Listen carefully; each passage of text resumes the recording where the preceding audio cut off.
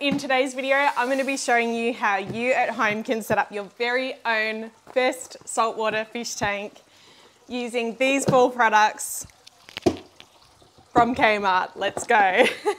But before we get to all of that, if you're new to my channel, don't forget to like, subscribe, and turn on that bell so that you're notified when I'm uploading new videos. And as always, such a huge thank you to all of my subscribers and supporters. It means the absolute world, so thank you. It's kind of funny because in my last video, I asked people to take a guess at what my next saltwater tank was going to be. I had, a 10-foot water box. I had a cave tank all suggested. And as I was reading them, I was like, let's just, reduce the expectations just a little bit there. All right, so we've got the basic Anko heater that you can get from Kmart. Then we've got the Genio light bulb, which I'm going to be putting into just this basic desk lamp. So this desk lamp holds an E27 Edison screw fitting. So I went in and had a look at which of their lights have the same screw fitting, obviously, to fit into there. And I found this one, which it is 13 watts and it says part 38 LED. So I was like, you know what, that's all right. The thing I liked about it the most is it's color changing, so you can download the app, you can change it to different colors, which is kind of fun for kids. They could change it to whatever color they wanted. And yeah, it seems like a fairly decent light for a very basic setup that we're going with here. So I thought that would be a good little combination to go with that light. And then I've obviously just gone and bought the basic aquarium Anko starter kit. It's a 20-litre tank. It obviously comes with a few things. It comes with a filter, which we'll be using. Obviously, we're not going to be using that rainbow gravel. I mean, you could if that's what floats your boat, but we are not going to be using the gravel in this video today. All right, so I'm going to open this one up first. It's quite a neat little kit, this. I don't mind it from Kmart. Pretty good size little tank, especially for anyone starting out in the hobby. So pretty straight with that. So this is the filter that it comes with, just a really basic sort of filter there, which is cool. So we're going to use that. I don't think we're going to be using those or the rainbow pebbles, so we'll pop them away.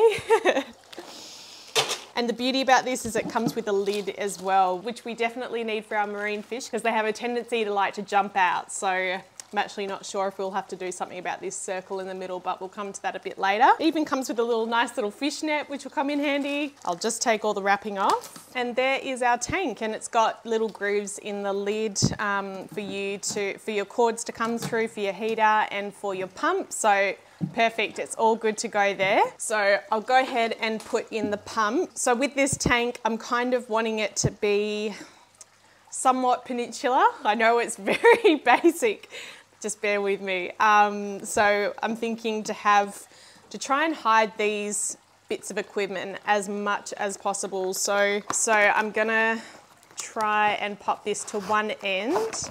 So hopefully it's not too noticeable. In such a small tank, you don't really want, the filters and heaters to be sticking out like a sore thumb. So we will pop it to one side. So I'm thinking we do this with the filter and heater. Now we've got to set the heater to 25 degrees. So we'll go ahead and change that now. So that's set where it's got to be. And that is all good to go. So we should be able to, hopefully, run these 2 cords through this that'll kind of work. So that's basically all we've got. We've got our heater and our filter there. So we're going to keep that to one side. And I'm going to go ahead and pop together our little lamp here. All right, so I've popped in the bulb. As you can see, it fits in there all right. And I'll just give you an idea next to the tank. So this is kind of what we've got going on here next to the tank. You can adjust this up and down. So I'm kind of thinking to aim it about there, as I want to have my rock work up close here, and I really want this to be sort of open here. So all my rock work and corals going here and keeping all this open there. So, all right, so that's plugged in. We'll turn it on. So I have had a little play around with this light. At first, when you do turn it on, it flashes and it basically wants you to download the app so you can program it completely on your phone. There are all different kinds of settings. You can set it to turn on and off when you want it to. Yeah, it's quite a nifty little light actually. So I've actually decided with this tank, I'll have a play around with it, but I'm probably just gonna keep it on the white light for the moment. So all that's left to do now is to fill it. So you may be wondering what my stocking plan is for such a basic setup. So I'm basically planning on having Xenia and a pair of clownfish in this tank. All right, so now I'm gonna fill it with some water. I have just taken water from my 6-foot tank. If you don't have, another fish tank set up at home already, you can go and purchase salt water from your local fish shop, or you could even buy a bag of salt, which will last you forever in a tank this size. Either way, basically the main thing with your water, especially with what we're going to be stocking it with, the main parameter you need to worry about in this tank is the salinity. So as long as you make sure that the salinity, which I'll show you how we're going to make sure that that stays the same, as long as you make sure that that stays the same, you'll be completely fine with this setup. A little bit of a backstory as well while I'm filling it up as to why I decided to set up another tank. I have a daughter who is 7 and she's just as animal and fish crazy as I am. So I thought it was about time that she could have her own tank. She's shown that she is more than happy and willing to put the work in for it. With my tanks, so I decided to go ahead and get her very own tank. So that's why I'm showing you how to do a nice little setup like this, which is awesome for little kids that are trying to get into the hobby and just starting out. It's just a very, very basic, simple setup. And another reason why I chose to go with a Kmart tank is you watch these videos online on YouTube. Even when I made my video on my 6-foot tank, I went, this is possible on this amount of money, but it all depended on me getting a really good deal on a marketplace buy on Facebook or something. So that's why I wanted to create something that you can completely replicate at home for the exact same amount of money. You can always buy this sort of stuff at Kmart. It's always the same price, so I just wanted to make this so anyone could go out and replicate this tank and it be the same price. Right, now it's time for coral, and this coral I've chosen because A, it is almost impossible to kill, B, it is such a great beginner coral, and C, according to visitors that come to my house and they check out my tank, every single person says that coral is amazing. That is my favourite coral. That looks incredible. I love this pinky creamy one. You love it? That's your favourite one? It's the best. That's the best. People can say what they want about this coral, but it is always hands down the crowd pleaser when people come over to my house. So I'm going to go ahead and grab some out of the 6-foot tank and pop it in here now. I'll start off with this much, but this is basically a coral that pretty well universally people are just willing to give away for free. Like, people are throwing this stuff out as it's known as, I guess the weed of the saltwater hobby. So I wanted to choose a coral as well.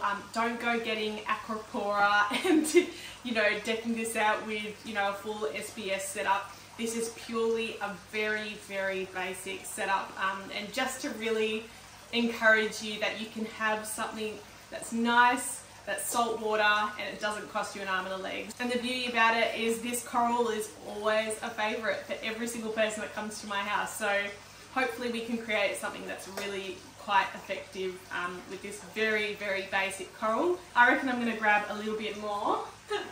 That is a big bit. And the beauty about this is it's really hard to get off live rock. So quite often when you're wanting to buy some online, you'll be able to snag some with live rock attached to it because it's really hard to get off. So I reckon that's enough. I'm just going to have a little play around and get it looking a little bit nicer. Like that, and there we go. And it gives it quite a natural look with the white light as well, which I kind of dig in the white light. I kind of like it. So we're going bare bottom, we're not going any sand. So obviously you can have any, you know, little or big amount of Xenia as you'd like. Obviously I've got heaps, so I'm just starting off with this amount, but it will grow quite rapidly. So even if you only start off with a little bit, it will grow. But I think that's good to start with there. I'm gonna go ahead and fill it all the way up to the top and turn on the pump here. Now stocking wise, all I'm planning on having in this tank is a pair of clowns, just your basic clowns, and I'm actually gonna see if I can get them to host the pulsing Xenia straight off the bat. So we'll give that a bit of a go. Alright, so that's probably enough to start off with. Alright, so I'm going to plug in the filter now. Make sure when you turn on the filter that it is completely submerged in water. Don't plug it in when it's out of water. I'm not going to plug in the heater just yet because I'm actually going to be moving this into my daughter's room. So this is just for showing purposes, and then I'll be setting it up in its actual spot. So we'll have to take a lot of the water out, but just to show you, this is the little filter it comes with.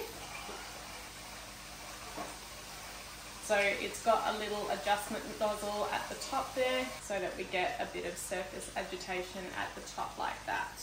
The main thing about this tank is to make sure that you start off with bits of live rock. So all the rock that my Xenia was on came from my big 6-foot tank.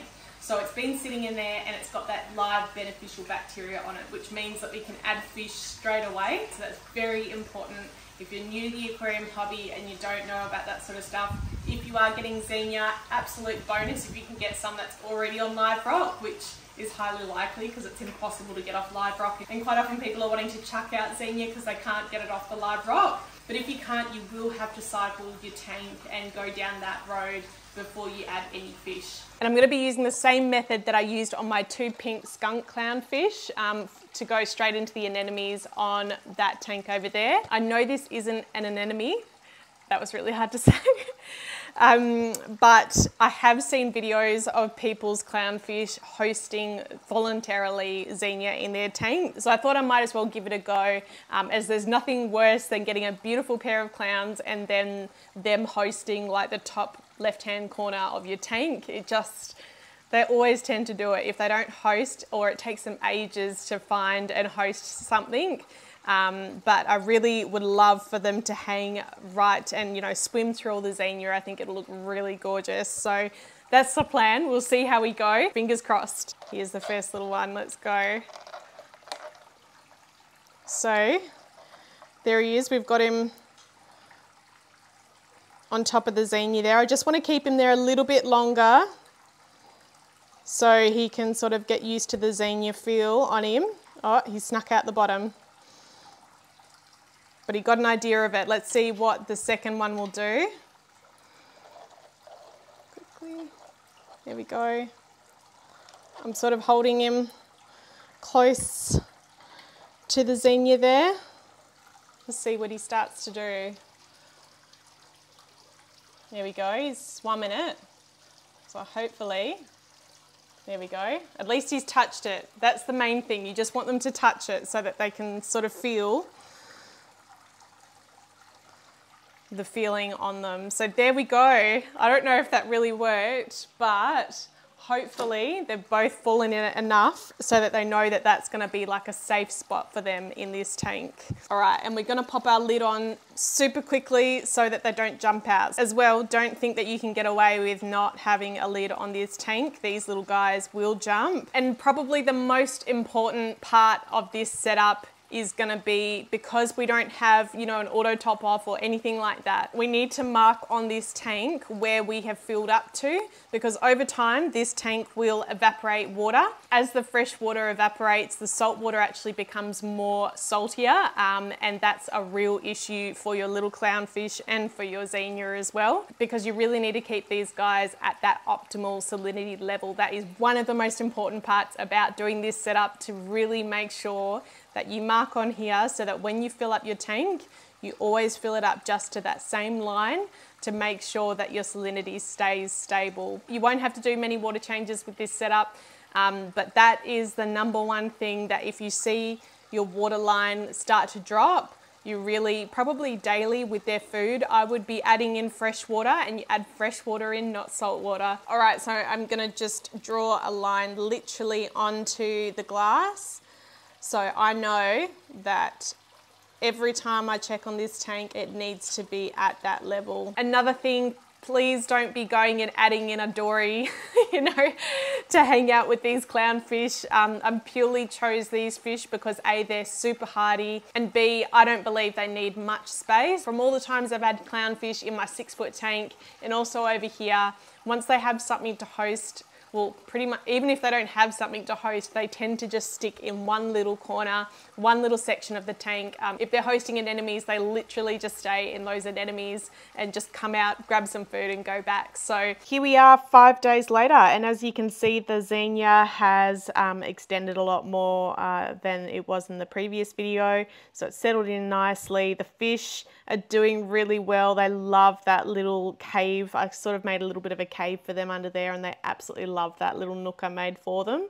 They're not hosting the Xenia, so I don't think my tactic worked. You know, using it with Xenia. It worked when I used it on the bubble tip anemones, but not with the Xenia. So, but you never know. These guys with time might end up just hosting on their own eventually. So, but at least I know now that it doesn't work on Xenia, just putting them straight into there. At least these guys, it doesn't work with these guys. But they are settling in really well. I just love how they interact with the rock, to be honest. It's really cool to see them, you know, making use of that little space under there. They absolutely love it. So it's really fun watching that, you know, when you create a little space for your fish and then they, you know, start interacting with it and make it their own little home. It's really fun to watch. So I'm actually pretty stoked with how it's come along.